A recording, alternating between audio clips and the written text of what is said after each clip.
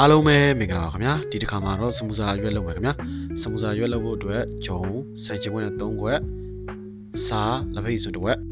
ရေကိုလည်းဆန်ရှင်ခွက်နဲ့2ခွက်ခွဲနှုတ်ခွက်ခွဲကိုနည်းနည်းချင်းစီကျွန်တော်ထည့်သွားမယ်အရင်လည်းပြုတ်မသွားအောင်လို့ပေါ့နော်ပြီးရင်တော့ဂျုံနေမယ်2မိနစ်လောက်နေပြီးသွားပြီဆိုရင်တော့ကျွန်တော်တို့ဂျုံ9မိနစ်လောက်အဖုံးလေးတစ်ခုဖုံးပြီးတော့ပေါ့နော်အနားပေးထားလိုက်မယ်ခင်ဗျာကဲအခုဟာ9မိနစ်လည်းပြည့်သွားပြီဆိုတော့ကျွန်တော်တို့ဂျုံအလေအားလိုက်လေးရင်ဆုံးလုပ်လိုက်မယ်လုပ်ပြီးသွားပြီဆိုရင်တော့ရွယ်တူ site တွေရအောင်ကျွန်တော်တို့ချိန်ပြီးတော့9ခုကျွန်တော်တို့ဖြတ်လိုက်မယ်ခင်ဗျာ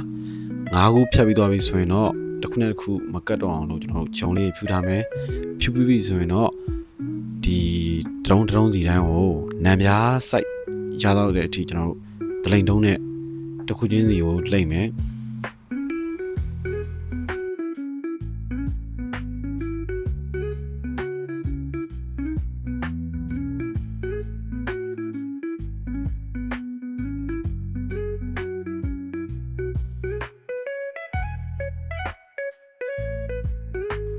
ကဲပြီးရင်တော့ကျွန်တော်တို့ CO တုံးမယ်စီတုံးမယ်အခု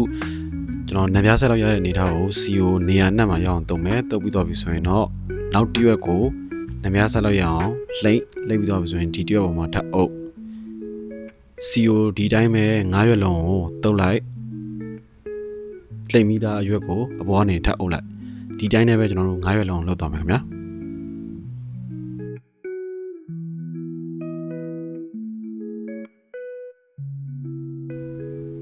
ဒီစမူစာရွက်ကပေါ့နော်တချို့လူတွေကတော့ပေါင်းတယ်ရင်နှွေးငင်းနဲ့ပေါင်းတာကျွန်တော်တော့မပေါင်းဘူး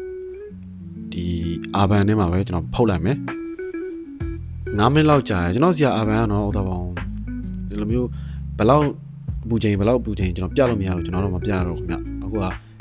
9မိနစ်ကြာကျွန်တော်ဖုတ်တာဟိုဘက်ဒီဘက်2မိနစ်ခွဲဖုတ်တာပေါ့နော်အခုဘေးသားတွေကျွန်တော်ဖြတ်လိုက်တယ်ဘေးသားတွေဖြတ်ပြီးသွားပြီဆိုရင်တော့စမူစာ site လောက်ဖြတ်ပြီးတော့ပြပါမယ်ခင်ဗျအခုဒီဘေးသားတွေကိုလည်းကျွန်တော်တို့စီနဲ့ကြော်စားလို့ကောင်းတယ်ခင်ဗျအခုကတော့စမူစာ site ကိုကျွန်တော်ဖြတ်ဖို့အခုအချိန်ရပါတော့ဒီလောက်ဖြတ်မယ်ဒီလောက်ပေါ့ချိန်ကြည့်လိုက်ပါကျွန်တော်တို့စမူစာကိုလိမ့်မဲ့စမူစာပေါ့အကြည့်အသေးပေါ်မူတည်ပြီးတော့အခုလိုဖြတ်လိုက်တယ်စမူစာရွက်ကတော့ကျွန်တော်ပေါင်းတာနဲ့ဖုတ်တာနဲ့ဆိုရင်တော့ဖုတ်တာပိုကြိုက်တယ်ပေါ့နော်ဖုတ်တဲ့စမူစာအရွက်နဲ့ဒီပေါင်းတဲ့ရွက်နဲ့ဆိုရင်တော့ပေါင်းတဲ့ရွက်ကပို့ပြီးတော့နည်းနည်းလေးပျော့ရလို့ခံစားရတယ်ဗျာအခုကကျွန်တော်ဖုတ်ထားတဲ့ဟာကိုကျွန်တော်ပြမယ်အခု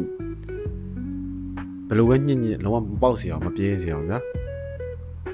တော်ကောင်းပါတယ်ကိုယ်မှာကိုယ်တိုင်ပြန်လုပ်ပြီးတော့လှုပ်ရှားကြည့်ပါလို့ပြောရင်းနဲ့အားလုံးကိုနှုတ်ဆက်ပါတယ်နောက်ဗီဒီယိုမှာပြန်ဆုံတွေ့ပါမယ်အားလုံးပဲကျေးဇူးအများကြီးတင်ပါတယ်ခင်ဗျာ